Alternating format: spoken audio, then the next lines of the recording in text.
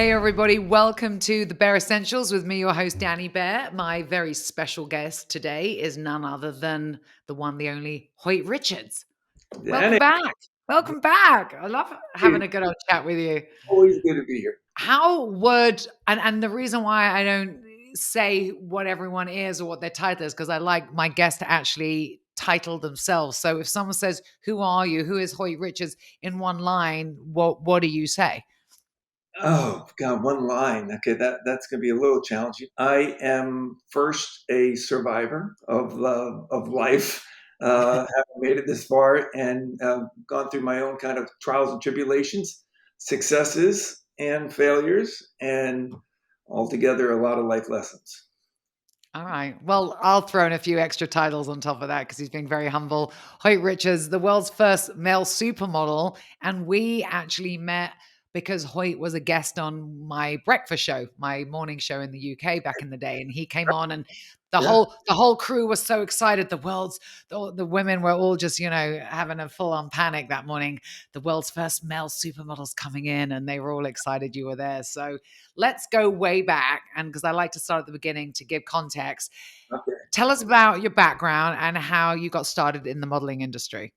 Yeah, well, I'm from a big family. I'm one of six kids, and grew up on the East Coast, Philadelphia area. We would spend our summers on Nantucket, kind of a Norman Rockwellian kind of family, a lot of towhead blondes running around. And there was a lot of expectation to do well at school. And I also like sports. And I ended up going to Princeton because there was a nice mix of both of those.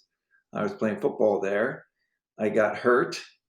I was having issues with my shoulders, and so I had to go to see the trainer and see whether I could continue to play. And he said, "I don't think you should." He said, I think your shoulders are getting bad." And so I didn't want to hear that. So I went up to New York to see a shoulder specialist to get a second opinion. And it was on that trip that I found out from that doctor that they could operate, but they couldn't really guarantee me to have full mobility. And so I was kind of at this crossroads. And simultaneously, while had that kind of knockdown, I was meeting a friend of mine who had just started doing commercials, and we had lunch. And he said, "Listen, I got to stop by my agent on the way back. Why don't you just wait in the lobby for me?" And I said, "Okay." So I walk in with him, and I sit in, and he goes in and starts talking to his agent. I'm in the room, and someone else sticks their head out and says, "Are you here to see someone?" I said, "No, I'm just waiting for my friend."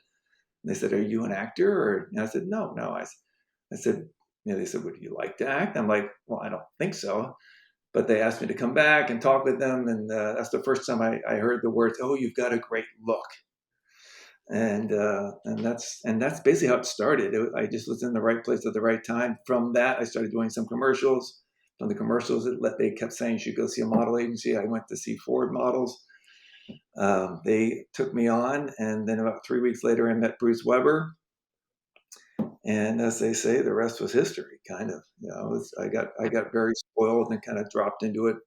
I got to do some good jobs. I went back to school to finish my senior year, and I was getting calls from all over the place, from Europe, and saying, "Oh, we've got a job for you in Milan or Paris." And I said, "I got a test. I can't go just fly off here."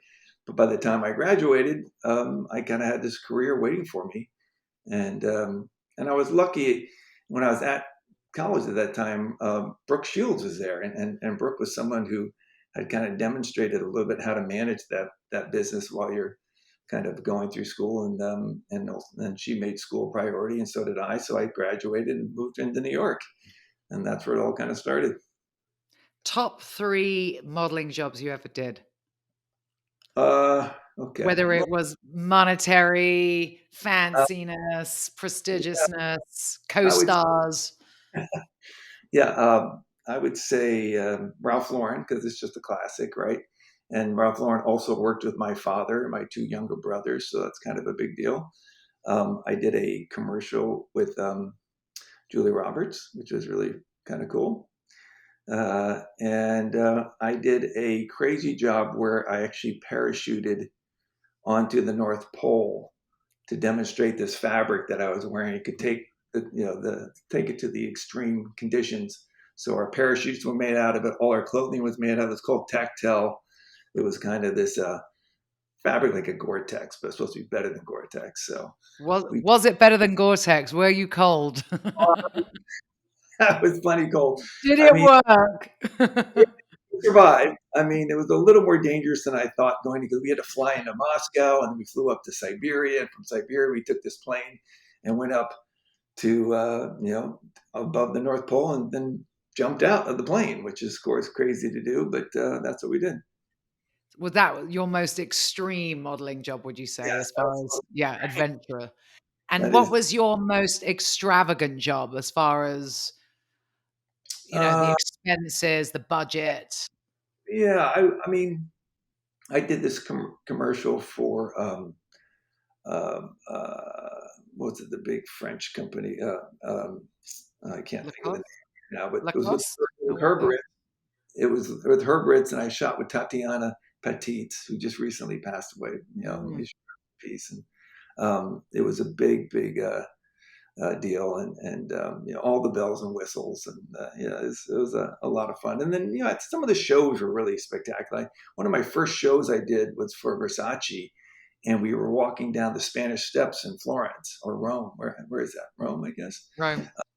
And they had music from U2 was playing. It was just, there was just cranking, and you have all these beautiful people walking down, and the crowd was all everywhere. I mean, things like that are just kind of surreal. And you're in your 20s, you don't have any perspective how much you should be appreciating this or taking it in, and you kind of take it for granted. And I think back on those things, and it feels like another lifetime. I mean, I look back at it almost as if it was someone else's life, and but it was a lot of fun, and I feel very grateful. The best part about being a model, I think, was the ability to travel on someone else's dime, and I got to see the world. I got to make friends all over the world that I still keep to this day, and that's really been the gift that keeps giving. So, not that I think it's right for everybody, but if you get the opportunity to do it, it can be a hell of an education. I have to ask these questions because these are the things listeners wanna hear. Sure. Who, in your eyes, was the most beautiful model that you worked with? Christy Turlington, I think. I met Christy. I was still at college. I went to the Ford Christmas party. I think she was 14, maybe 15. Oh, So she wow. was very young, but she was just this kind of genetic marvel. I mean, you just looked at her and you're just like, what is that? Like it was, and it wasn't even like it wasn't like an attraction thing. It's a type of thing of just seeing someone who's just absolutely exquisite looking, and it's almost like seeing an alien. It And is, yeah. she was super sweet and nice, and she always maintained that throughout her entire career and still to today. But she was someone I just remember seeing like that girl is beautiful, and I've never seen a girl like that. But the thing about the modeling business is that it kind of teaches you to ask the question, well, what really is beauty? Because I certainly have met people, guys and girls, who kind of, you could say, very easily won the genetic lottery. And yet, just because you've got a good looking costume doesn't make you kind of a beautiful person. So sometimes you recognize they don't always match up that way. And that's a good lesson to learn earlier in life, I think, than later. I So was I got gonna to. say, you've met your are you immune to good-looking people? Because when you're around that many all the time, every day, "Oh, it's just another." Whereas the average mortal, when they see someone's that gorgeous or that hot, you're sort of we have our Christy Turlington moment when she was like, "Oh, God blimey, they're gorgeous," But if you're seeing them with those people all day, every day, do you become immune I, to I good-looking would, people?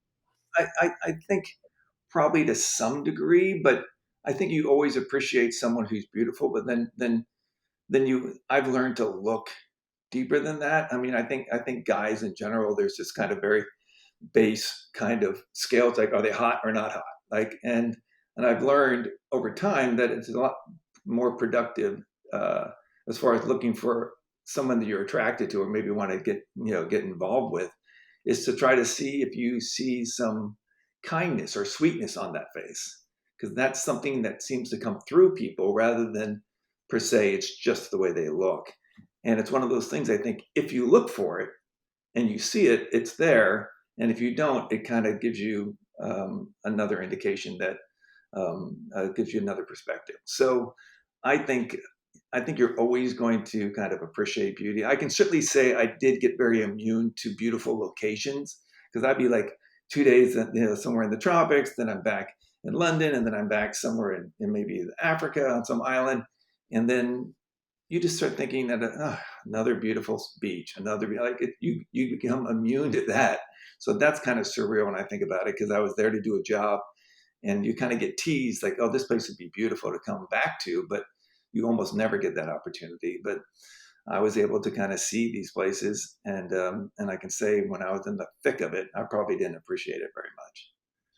As my grandparents would say, the youth is wasted on the young. Very Who true. was the biggest diva? Who was the biggest pain in the ass, disappointment, or diva, or just, you know, Uh, I don't like to talk badly about anyone. I think I never had a problem with Naomi, but I think she had a reputation of being challenging. I had met Naomi, I met her mom. They were great. So I had never witnessed that kind of behavior. I had seen more kind of diva stuff from some photographers would kind of come in and throw. So it was more on that side because it's an interesting era that I was in. At that time, photographers were really the image makers. Like they were the the titans that could stars? make or break someone's career. So they could choose the next it person, male or female, and put them on the map and give them this kind of launch. For me, that happened with Bruce Weber. I mean, he was one of those people, and so the truth is, in that position, they could get a little full of themselves because they had quite a lot of power. Nowadays, with everyone's phone and everything, everyone thinks they're, a photographer, and photographers have been really diminished. I was having dinner with Stephen Meisel about, I mean, it was less than a year ago, and just catching up with him, and he was telling me that now when he's on set, like he's there with the camera, but the camera's hooked into a monitor, and the art director is looking at every frame as he's taking them and giving him direction. And Wow. this guy was, the guy who was at the top of the field if he's not still. I And mean, now, he was at the birth of the supermodel, that iconic Vogue cover with the girls, Cindy and Christy and all of them lined up. That was a Mizell right there. Um, exactly, yes. how what was it like, talking of supermodel, what was it like to be known as the world's, first male supermodel, and what opportunities did that bring you, and how did that change your life? Because back then that was it was a new thing, but it was a huge thing, and models really were I I sort of mean, the they were biggest celebrities with rock stars, right? they were celebrities, and I just piggybacked on what the girls had done. So I can't take any credit for it because they kind of laid the foundation, and I think they were incredibly smart businesswomen as well. They really kind of capitalized on the attention. They also happened to quite often date other celebrity types, whether musicians or actors and that sort of thing. So they kind of got attention outside of just the fashion industry. I think I think once you move into the tabloids, then you're really reaching the mass society. I mean, Mm. most guys will not open a Vogue magazine, so they don't really know who a top model is. And I remember having dinner with Cindy Crawford one time, and she was really frustrated at that point in her career because Cindy was someone who, she was a valedictorian at her school, so she's very bright, and she took her job very seriously, very professional, show up on time, she'd get there early, and she would just work hard and just never be a problem. And she had been labeled as boring. And so her way to kind of break that, she revealed to me in this conversation at dinner that she was going to pose for Playboy with her Ritz. And I was like, what? And I thought at the time she was a little bit crazy that that was going to maybe tarnish her image in some way. But it actually opened herself to the entire male population that doesn't really care about fashion models. And she catapulted past all the other women. And she's maintained a career that I think, it's hard to even say whoever topped it. I mean, she's become quite a mogul. And it was a calculated risk that she took that really succeeded. And I mean, the pictures were tasteful. Nothing was out of line, but it was just kind of starting to kind of give her an edge that she didn't have before, but she kind of opened herself to a whole new marketplace, and nothing was able to stop her after that. Yeah, she really was one of the first to take being going from a model to a businesswoman, right? And Yeah, think beyond the pages of Vogue. And it really is quite astonishing that modeling was and still is probably the only industry where the women get paid more, are bigger stars. I mean, it's fascinating, isn't it? Really, it is. especially because women are buying magazines, whatever that have women on, obviously for fashion purposes. But you'd think men's magazines or something with good-looking men on it would sell as equally as much, right? Yeah, you would think, but it doesn't, you know, No. and that's where I kind of empathize with a lot of the women's movement. I mean, I know what it feels like to be sexually discriminated against. You know, not many men can say that, but I was basically a guy in a woman's business, and I had to swallow that pill a lot of times, and it wasn't fun. I mean, I could show up on a job, and you know, we're working the same amount of time, even though usually the girls were in hair and makeup for 3, maybe 4 hours, where I'm already doing a number of pictures. So by the time they get on set, they're doing probably sometimes half the amount of pictures that I do, but they're being paid 10, 20, even 50 times more sometimes. So, but I mean, that's the nature of capitalism, and I'm happy they got what they got, and I certainly can't complain what I got. But I did feel that friction, and it can't be fun. And I really kind of empathize with women who had to go through that and still go through that. It's just unfair. We talk about the women's movement. Was there a lot of sexual harassment back then? Of people think it's a new thing or something that happened only in the movie business or other industries, but in the modeling industry where women are running the show, essentially being the stars of the show, was there any of that going on with the male photographers You or know, not really? well, it did. You know, I think this is where kind of everyone kind of has to own And their by the piece. way, sorry to interrupt, was there sexual harassment towards the men as well? Oh, sure. Oh, no, it's insane. I think it did exist and did happen, but I think it's not unlike the Harvey Weinstein thing of where uh, everyone kind of knew it was going on, but everyone just accepted it as part of the landscape. And I Mm, think that's where we're all complicit. I mean, I had very few encounters myself. I had, you know, a couple maybe male art directors, you know, make a pass at me or some sort of thing, or maybe a photographer from time to time. Um, but I was fortunate in the fact that my career escalated quite quickly, so I wasn't in that position of vulnerability where I needed to have a job per se, and I can see how that can put you in a much more compromising position. Not that it should ever happen, but I mean, people will take advantage of that power dynamic if they can offer you something that they know that you would like, then they can work you, you know, from that angle. So I think I just heard stories, as I think everyone heard stories, and I certainly knew stories about certain photographers. Now, of course, I didn't have those issues with them when I worked with them, but I had heard those stories, and so I'm complicit in my own way to say that if this is what's going on and I know about it, and I still work with someone, that's not something I look back on that I'm proud of.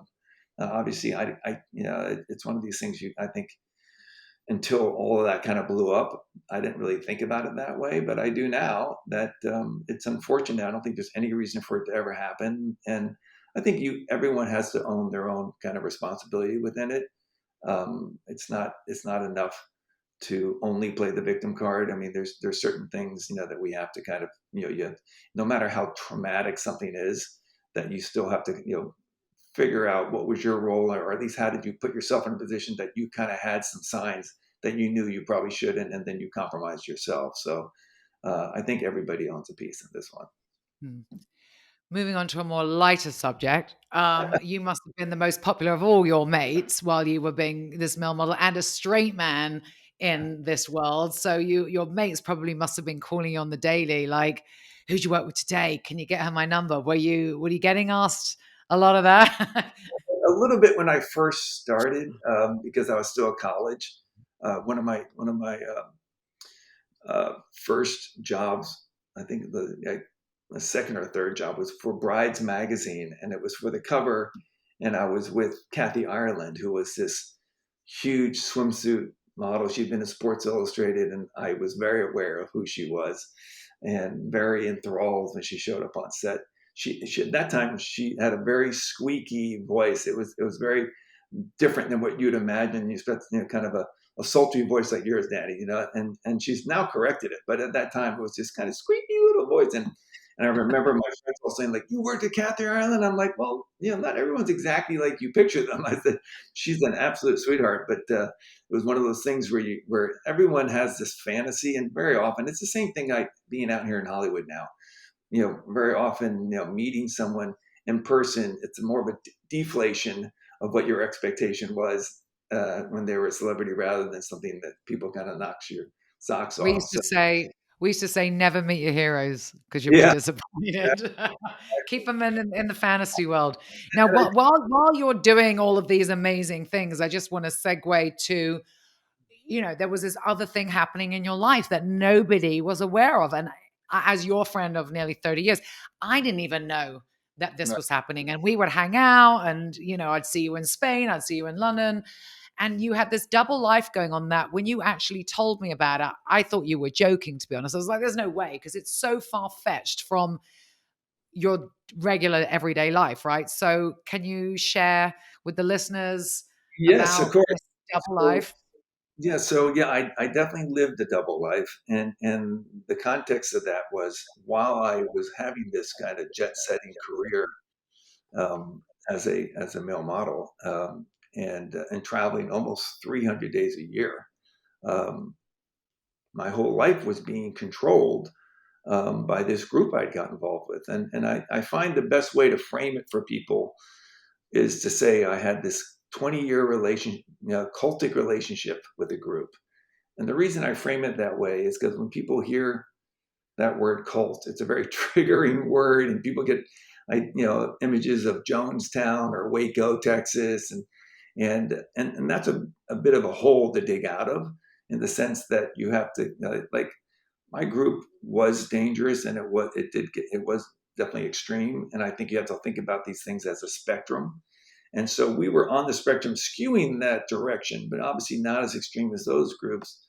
So when I say that, use the term cultic relationship, what I'm referring to is the power dynamics that happen in these things. And the most common form of a cultic relationship is a one-on-one relationship. And it's a relationship it's a clinical term, cultic relationship, where the person that you're kind of seeking the approval or even love from, you've kind of unconsciously put them in this kind of authoritarian position in your life. And they're using that position to control you and possibly abuse you. So when you understand that dynamic, that's something that I've discovered over time. Not only is what I went through with the group, but that's something that everyone seems to go through at some point in their life. It seems to be part of the human, condition, that we get ourselves in a relationship where the person we're really just trying to make happy, and it seems like no matter what we do, it's never enough. No matter how hard we try, we're always somehow being diminished, and we just don't understand how we get to that place. And usually most people will find their way out of that type of relationship, but they don't accept how traumatic that situation has been. And like, trauma is this type of thing that if you don't deal with it, it just doesn't go away. It tends to reemerge in a different facet. And so, if you've had that type of relationship and not diagnosed it, in essence, you haven't gotten the medicine. So you've got this open wound that tends to resurface, and you cycle through these similar relationships. You'll keep getting out of them, but you won't recognize there's a pattern going on, and you're Mm. drawing these unhealthy people to you. And so, it's one of these things that I have learned over time to talk about, because I think it's important to know that these things are out there. That, yes, I went through an extreme version of this type of relationship, but the more subtle version is something everyone's gone through at one point or another. How did you first become involved with the cult? And I'm using the word cult just for, description purposes. And what was the recruitment process like? Because I think that's really interesting to people that have never experienced what you've experienced or been in that situation. So if you can just give us a Sure. short story on that. It was, I would say it was a very slow grooming process. Excuse me. I like So it was, the fact you used grooming and not recruitment. So yeah, yeah. I So already got the word wrong. Yeah, okay. Well, no, it's our, but it is a recruitment of sorts, but there's a grooming process within the recruitment. And, I just, I went up to Nantucket every summer with my family. And one day on the beach when I was 16, this guy puts his towel down next to mine. I tell people, you never know how meeting one person can take your life in a whole nother tangent. I mean, obviously you want that when you're falling in love, but in this case, it wasn't that. It was me meeting someone who I thought was going to become, I thought at the time might become a teacher or something. And even that wasn't even be a very loose description. He was someone who that my friend group, we're all teenagers at that time, had expressed that they had met him and found him interesting. So in a So way, was he a local guy in the area that everyone kinda knew about town as being just he this was. guy? How much older was he than you? So I'm 16. He was probably mid 30s. So like Right, and he was just the guy in town that kind of all your local friends and family yeah, knew of, and what did they know about him? Did they know him as a little off, a little approach I mean, when if a guy comes to sit next to you at a beach, typically you're thinking, "Why is this guy hitting on me?" I mean, that's yeah. right, right, And initially I thought maybe it was that, but there wasn't. He didn't make any advances, and he never did the entire time. I'm lucky that I would, if there's luck within a cultic situation, that it wasn't the typical thing where the cult leader's trying to sleep with everybody in the group. We didn't go right. through that, really. But in this situation, he was someone who was considered kind of an eccentric. He was very social, and he threw these parties like almost every night. So within the island, he was known as someone that everyone kind of heard about. He lived in New York. He came there in the summers. He had done some interior design. He had been a model when he was younger, and he was actually the person that actually introduced me to Ford Models. He knew the guy who was running Ford Models, this guy Joey Hunter, because they had been models together when they were both young. So So was this what did he was that part of his plan, or did this all happen by happenstance, do you think? yeah, it wasn't part of the plan initially, and I really, people try to say, oh well, did he have this master plan? I just think he was someone with a very kind of wounded past, developed some really unhealthy coping mechanisms, and was just trying to survive, and then some things kind of fell his way in a certain sense, and he just kind of spun out of control. I don't think he was some mastermind that had some grand plan that he wanted to start some group and following. I think that all emerged as he was trying to figure out who the hell he was and what he was supposed to do with his life. And so it was one of these things that I try to describe it to people. Like when I met him, he just had kind of an entourage. So I could describe him as a narcissist with an entourage around him, because these narcissistic personality types, they just want to have attention. And he was the type that tried to surround himself with people that he wanted to identify with or be identified by. So he kind of thought, if I can, like because I ended up going to a school like Ivy League school, he used to say to a lot of people as he was trying to recruit them, "Oh, all my students are Ivy Leaguers," and now he never even went to college, but he would use people in that way to manipulate others, as if Ivy League students are wanting to follow him, then he must be smarter than they are. And And was he one of these people that just didn't wanna be alone, so he permanently had to have people around him at all times, hence how maybe all of this started? You said he threw parties every night. Did he just need the attention? Did he need I, to feel significant at all times where couldn't be yeah, alone? I think the attention's a huge part of it. He claimed to be an only child, orphaned at age 4, and that turned out to be total bullshit. We actually found his mother. His mother's now 91 and alive. So he was never. He's got 2 sisters. I think one of So them he has. just had a story. He just put on this sort of Yeah, persona and yeah. this story, and he just almost a bit of a pathological clearly a pathological liar, obviously, but He was. yeah. He was So ho pathological. so take us through just the motion of you meet this guy on the beach, he's charming, he's essentially a con man. You're 16, you're probably like, "Wow, he's cool," right? The party guy on the island, and So he so just he invited me to come attend one of his parties with the hook being come for free drinks. What kind of beer do you like? And I was 16 and just you're started to like, drink beer. "Woohoo." I'll come with a couple of friends. And Yeah, so don't threaten me with a good time kind of thing. and so and it was very eclectic. group, like and from teenagers all the way up to people in their 50s, 60s, and 70s. People from like Interview Magazine and kind of notable New York types.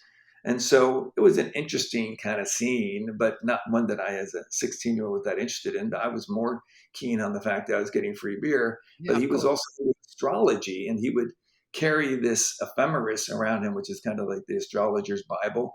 And so if you know when your birth date is and the time you were born, he can open this book and start reading give you kind of a horoscope. And that was kind of his party trick.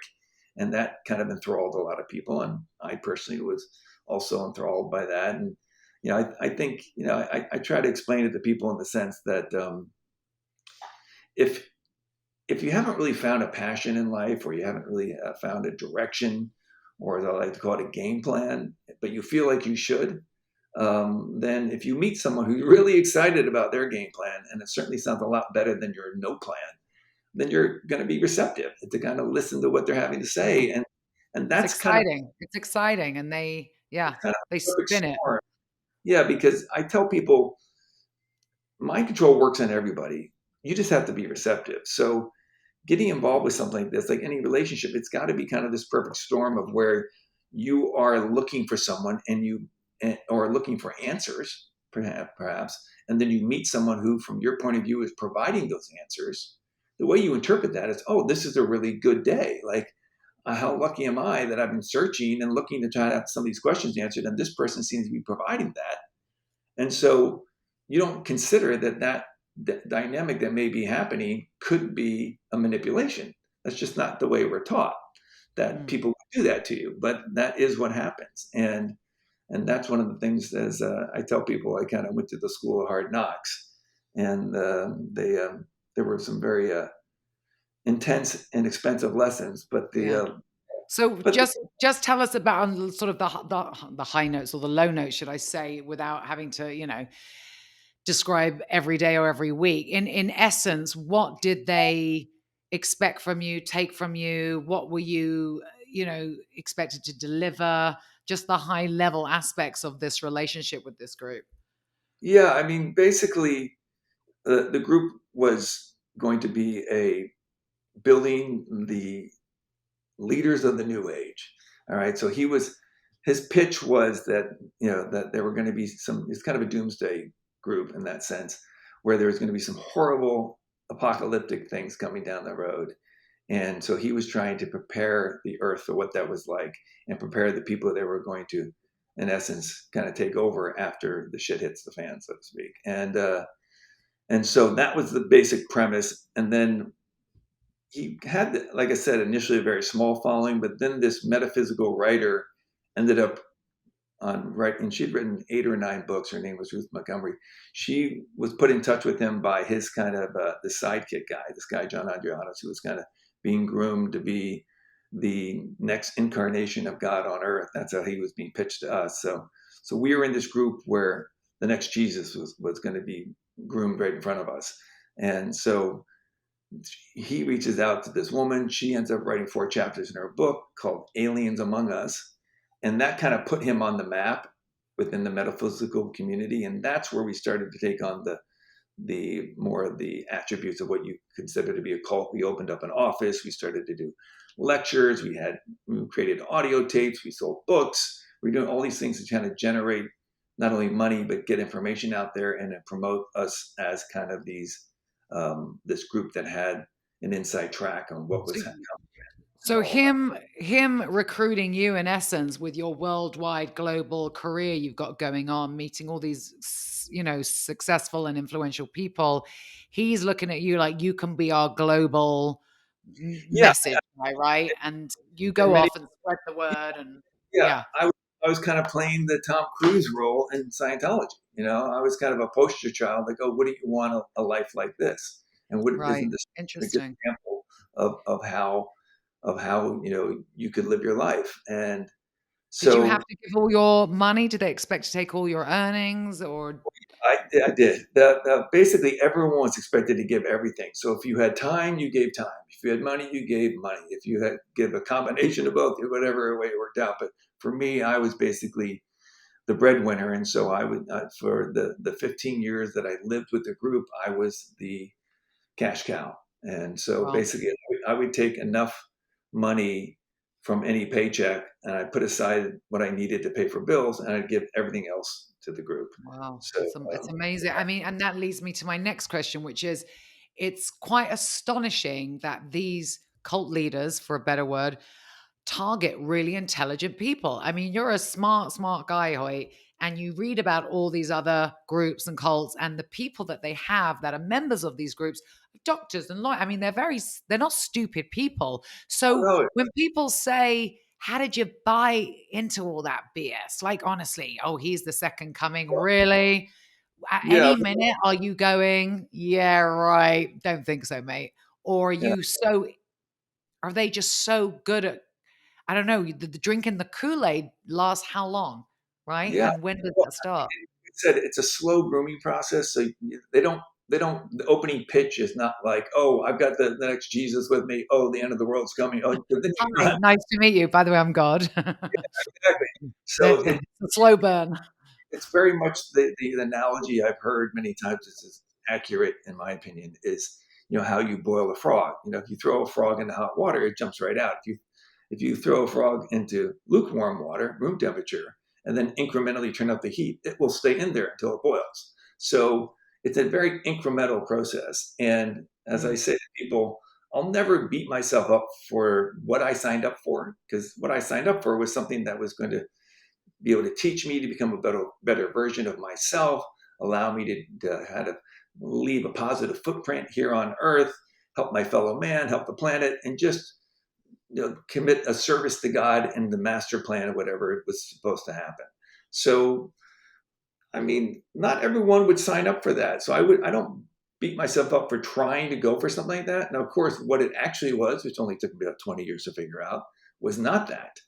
But what the pitch is always great, and I think one of the most important questions to ask is like, what made you stay? Mm. Because if you say the word cult, people know bad shit happened because you don't label something a cult that's good. So the low hanging fruit is like, oh, I want to hear about all the bad stuff that happened. And yeah, that is part of the story without question. But the other part, which I think is more important in the sense that people could feel empathy for, is why, what were the positive things that happened that kept you going, and feeling like you met your There tribe. must have been some. There must have been some to keep you going, right? To keep you handing over the paychecks, to keep you coming back. It's just like Because you as well had a very, contrasting life, probably more than anyone else within this group. Like, you got to go travel, you got to go hang out with other people, be in another environment where you had the time, I'm assuming, to go, yeah, what am I doing with this? But like you're saying, there must have been something that kept you coming back. well, yeah, I mean, the problem is once you've bought into the idea that you can become a better version of yourself, and then you've bought into the idea that to arrive at that place is going to take a lot of training and a lot of hard work. Well, what ends up happening is you start interpreting what is actually happening is abuse, but you think that's just part of the training. So you start learning to take it on the chin What as the kind of goal. abuse? Elaborate that. What kind? Is it physical? No, it's not physical abuse. It's mostly emotional and psychological abuse. Just like I said earlier, you're just constantly being diminished.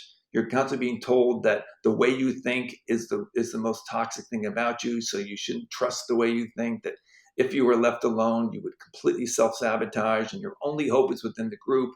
And that if you can maintain your position and continue to learn, we'll keep you around because otherwise you're worthless to us.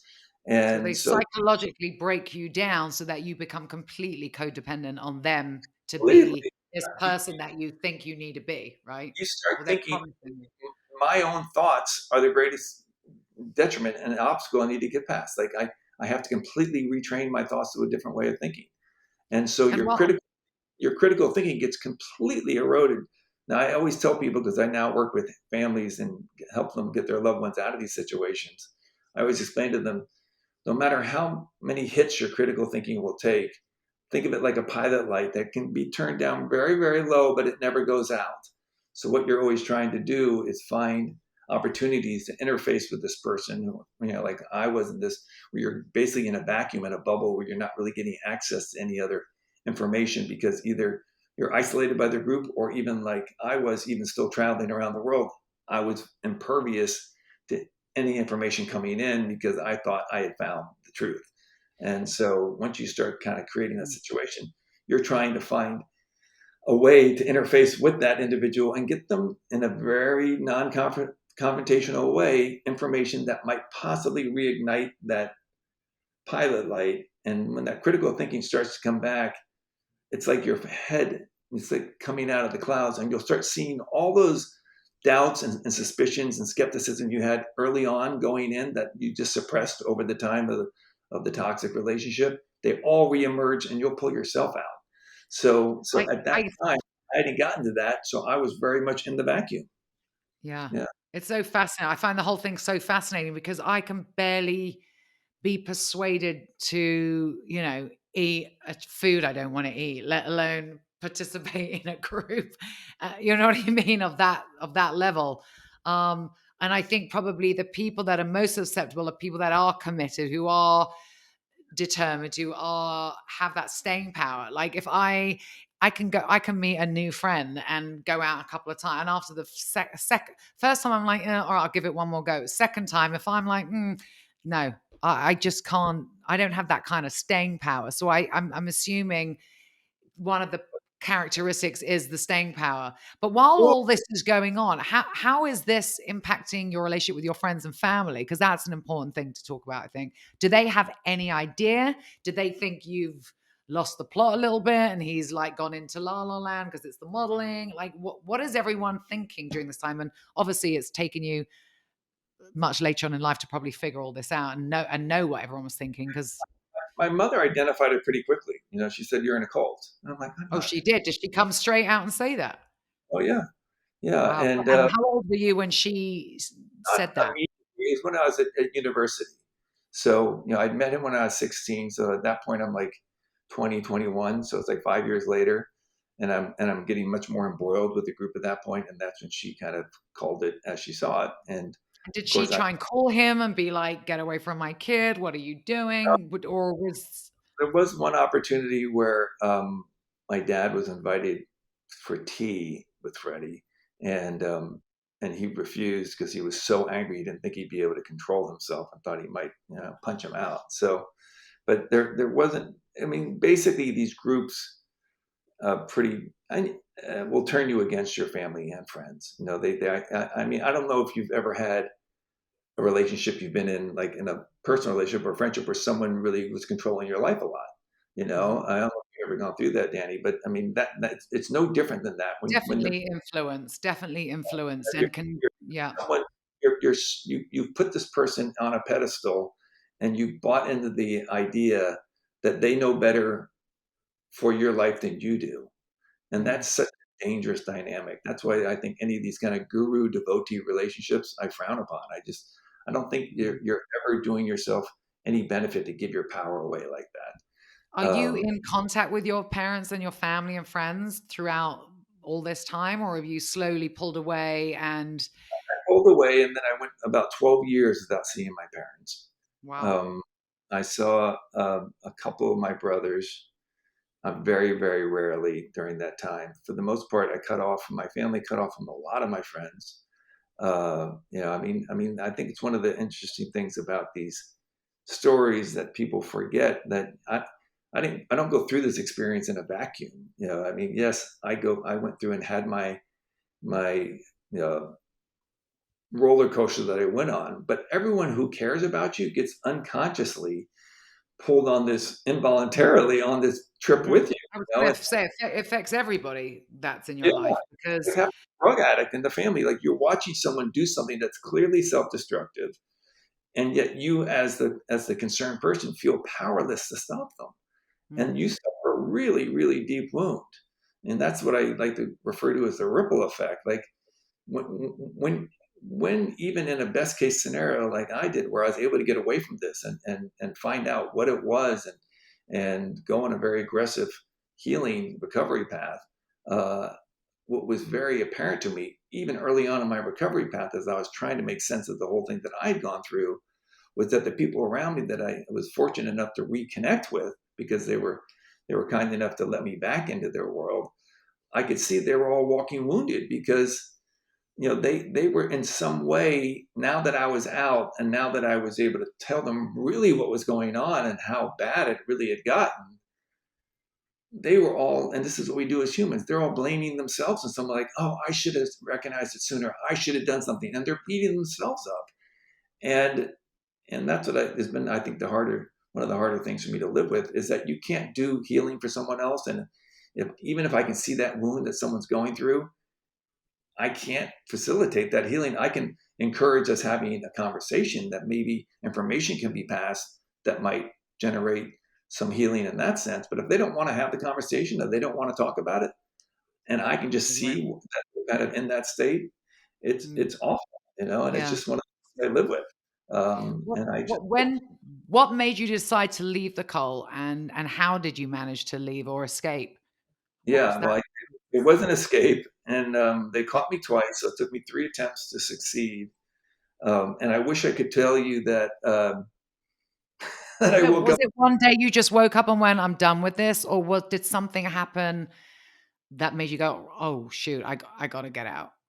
So I did not have one night that I woke up and thought like, oh my God, this is really dangerous. It maybe a cult. I should probably get the hell out of here. That was not at all close. So what had happened was the millennium was approaching, and that was when the cult leader, who at this point has been dead for almost 10 years, he had forecast it was going to be around the turn of the century when all these storms are going to happen and economy is going to collapse, all these natural catastrophes and all these, governments, and the whole thing was just going to All the go. scare tactics, yeah. And so I was still modeling and traveling around the world, and I'd be in Paris and Milan or London. And I'm like, well, clearly, if nothing else, the timeline's wrong, because none of these things that he was talking about are happening. And so um, I started to, and that was kind of the emergence of my critical thinking happening about. So I went back and kind of volunteered some of those ideas, and of course, it was met with massive resistance, and they kind of painted me as a heretic or a blasphemer, that I was going against the doctrine of the leader. And so that's when, in essence, they felt the need to save me from myself, that they had to kind of re-indoctrinate me. And so I was told I had to give up modeling, and that a cataclysm event was about to happen. So this is like early 1999. So I was forced to go down to North Carolina, where we had a compound at that point. At that point, we had like 4 years of stored food, and we had gold bullion waiting for the economy to collapse. We had guns, we had bunkers. We were just ready for the shit to hit the fan. And which was not the plan that I signed up for. When the leader was alive, he was having I can laugh about this now, but he was telling us that he was in touch with the space people, and the space people were going to zip us out of the earth, put us in the rejuvenation chamber and teach us all this amazing things, and then we were going to come back and repopulate. So, being a Star Wars fan, I thought, well, that's awesome. But when he died, we had no contact to the space people. Now we're like, we got to hunker Oh, down shoot. for the apocalypse. So I'm like, fighting for crumbs, I don't know if I like that scenario. I don't know if I'm into that. So I had a lot of inner turmoil going on. But to answer your question of how I finally got to leave, was I was sent down to North Carolina. I was being told I had to be the first one up, the last one to bed, do every type of slave-like labor that no one else wanted to do, to teach me humility. Because in many ways, when the leader was alive, this guy Freddie, his real name was Freddie Myers, and he became Frederick von Mears. He fabricated his whole, history. He was a Brooklyn Jewish guy, and then he created himself this kind of Dutch arch wasp guy, Frederick von Mears. That was all BS. And so, you know, this whole kind of thing unfolded where I was supposed to be the guy that that had been the cash cow, and he manipulated. So he kind of treated me with kid gloves when he was alive. When he died in 1990, there was a lot of pent up resentment from the rest of the group because I had been given preferential treatment. So when he was out of the picture and the group went through some power struggles, I started to really get a kind of that resentment build up and a lot of punishments because people were like, well, he needs to get what we got when he was, kind of being treated nicely when Freddie was alive. So the 10 years after Freddie died that I stayed with the group for me were much harsher than the time when Freddie was alive. And the guy who was currently the cult leader at that time, this guy, David Seaman, he told me repeatedly at one point during this period, he's like, I just wish you weren't such a pussy. So you would just take your own life to put us out of the misery of having to deal with such a fucking loser like you every day. And Wow. and I really thought about it. And I thought about maybe that is the best thing I could do. But luckily, I did not have the courage to do that. And I chose instead to escape. But I didn't escape from the point of view of thinking like what he said was awful or what these so-called chores I was doing, which were basically just punishments. All these things that I was doing on a daily basis to humble myself was really kind of just a putting me at wit's end of thinking like, listen, I know that this group is valid and they're the real seekers, true seekers, and clearly I'm just a lost cause. Like I am broken and I'm not fixable. They're never going to give up because that's these enlightened type of people.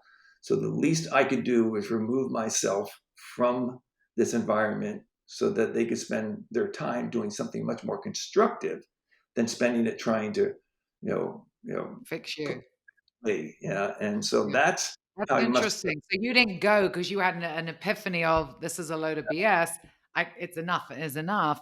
You literally left because you felt you weren't even good enough for them at this point. So Exactly. wow, Exactly. interesting. Yeah. And then I went Gosh, into yeah. PTS, and it took me about almost 2 years to even consider and this is what they talk about PTSD when you've been in an abusive environment like that, um, and you've been so convinced and brainwashed that you're the problem. It's all your fault, right? So Mm, it takes about at least 12, if not 24 months to be away from that direct influence before your brain can even consider ideas like, okay, clearly I've got issues. I'm far from perfect. I feel pretty fucked up, but maybe, maybe the environment I was in has something to do with how shitty I feel. mm, Maybe. And that's when the things started to shift for me, when I started to say, okay, what if it's not just me? What mm. if what I was involved in that people for years have been saying it was a cult and I hated that word, but I actually didn't know anything about that word really and never researched it. So my initial impulse to even go down that path was really just to basically reaffirm that it wasn't that, but it might be something similar or something like I was so convinced it wasn't a cult, and that's because I think that's where most people sit, and it's just a position of ignorance. You just don't know because we don't teach these things. So when you look into what cults are and how they actually operate, most people will have the realization that even though they may not have been in a cultic group like I was, they have had cultic relationships. And this is why Mm. I wish our school system would change and actually teach these things so that people have an understanding of these toxic relationships we get in and how detrimental they are and how wounding they are, that what to look out for, that they have some red flags, because if you don't know what to look for you won't see it coming, and that's Yeah. not going to help anybody. So I mean, ultimately you've taken I was gonna say you've taken what was I wouldn't even know how to describe that, but you've taken this situation, you've turned lemons into lemonade because now you're helping other cult victims or cult victims and their families try and rescue and get them out of there. And um, I want to hear about what you're currently up to and everything. But just in short, you obviously have used all your experience and your knowledge, and yeah, you're paying it forward essentially, which is great. I think there's a certain point where How many are there? I mean, are there just hundreds and thousands of cult groups out there? I mean, are there I mean just 5? Is it they, an epidemic? they'd say there's somewhere between 8 and 10,000 active cultic groups in America right now, Wow. and most of them are smaller. Like our group was basically 100 people. Usually they're 50 people or less, so they are invisible to the Right. normal society. So a lot of them. So the process for you is the parents will call you worried sick, their daughter or son or whatever is in one of these groups. they don't call me directly. I work with people who are considered to be, these people who've gotten their doctorate in these type of things. And so just because I've been an outspoken activist, there's certain things that I can do that others can't do because they stay much more lower profile. So for certain cases, I can come in and I can kind of contribute in some way, which is incredibly healing for me. But also, it's really opened my eyes in the sense of getting a front row seat of what these families go through, which is absolutely Mm, heart wrenching. So it gives me, it's unfortunately a better picture of what I put my family through because I obviously wasn't mm, aware at the time because I mm. was isolated. So I get to see up close and personal just the hell these families go through when Yeah, they feel isolated and cut off right. from the. You're taking a negative and you're turning it into a positive, and that's just I mean, amazing. I think there's a certain point that if you deal with trauma and you start taking ownership for it and you start to learn what, because there's always a silver lining in anything if you choose to look at it, right? So if you've dealt with your trauma, found a way to kind of forgive yourself for how it occurred, because we all have a role in where trauma comes from, and so you have to own your half. You have to come to peace with it, and then recognize that you survived it, and that it taught you all these incredible things that actually, again, like I said, it's a school of hard knocks. I don't recommend people taking those courses, but those life lessons are priceless. So if you can change the trauma into something that becomes a sense of empowerment, that not only did I survive this, but it taught me and it gives me a lens moving forward where I get to see myself in a different way. I see the world that I'm living in a different way, which is preferential to the way I looked at the world or myself before this trauma. It takes on a whole different light. And then I feel you have almost a compulsion to kind of share those lessons learned, because why else would you go through that if you're just supposed to keep it to yourself? It doesn't make any sense to Mm, me. So there's almost this kind of compulsion to say, listen, I got through this. I learned from it. We've all go through different things. Believe me, taking ownership and dealing with it is so much better than putting it in the rearview mirror and avoiding it. And that's been a lot of my experience trying to reach out to ex-members from my group. Here we are. I escaped the group. I sued the group. I took them down. The group was gone by 2002. And yet here we are 20 years later, and the majority of the people who were involved are still in some form of trauma, most of them in a form of denial or delusion. So there's still some that are devotees and loyalists that still believe this guy was an incarnation of God and all these sort of things 2 decades down the road. it's And, amazing. and it's just like this stuff stays in place if you Yeah, don't if you choose don't to deal deal with with it. it. So No sweeping it under the rug, as they say. yeah, it's just, and so I encourage people to not do that. Before we wrap it up, I want to hear what you're up to. You're still a creative, you're a writer, you're a producer, the many other hats of Hoyt Richards. Just in brief, tell us what you're working on and So what we can expect next. I've got a bunch of scripts I've written trying to, I think COVID kind of made it hard to make an independent film right now. So I'm still, now they're kind of coming through that. I'm hoping to find financing to get one of those off the ground. I've got a secret project I can't really talk much about that is related to this subject. That's we've been 2 years in the works, and that should hopefully be ready for public viewing. Maybe I'm hoping next year. I've got some other things in development around these type of things that I'd also like to see kind of come out of it. I've got a book in the works. I've got a podcast, called What the Flock, where we interview other cult survivors, I love and that. Look, and great so, title. yeah, I just kind of, and I work on these cases. I work with families, when I can, to assist in whatever way I can. And you Uh, still do the odd modeling job. and once in a while, they want the old fox go head out in the fields and get You know flagged a few what? times. See, that's where, as a guy, you are, you have the staying power because I don't know any of the other supermodels, the female supermodels that are still rocking it at your age. Else, Maybe besides Cindy Crawford. Cindy's doing it. Christy's still doing it. Yeah. Yeah, they're Well, no, they're celebrities. They deserve it. I mean, yeah. they're iconic. I mean, those girls. They changed the whole landscape, but it's very different now with the social media, all of that. I don't quite understand too much. I think it can breed a lot of narcissism. So I'm a little You sensitive. think? You Yeah. think? Everyone's taking selfies of themselves all day long. Me and my friends were joking about, like, the only time you got a look of yourself was when you passed a shop window and you'd have a quick, "Oh, my hair," and that would be the only time you would see yourself all day long. But you know what? We're from that old school generation, Hoyt. It's Yeah. been an absolute pleasure hearing the Hoyt Richards story again, and it never gets old. And so happy you're happy. Looking forward to listening to What the Flock, and check out Hoyt. What's yours? We'll put all your socials on this on our Oh, socials as well, so you can check out Hoyt on all of his. yeah. I'm on Instagram, at Hoyt You can Rich. find him everywhere. There we go. Yeah.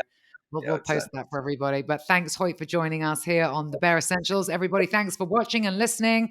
We'll be back with a new Behr Essentials very soon. I'm your host, Dani Behr. Don't go changing.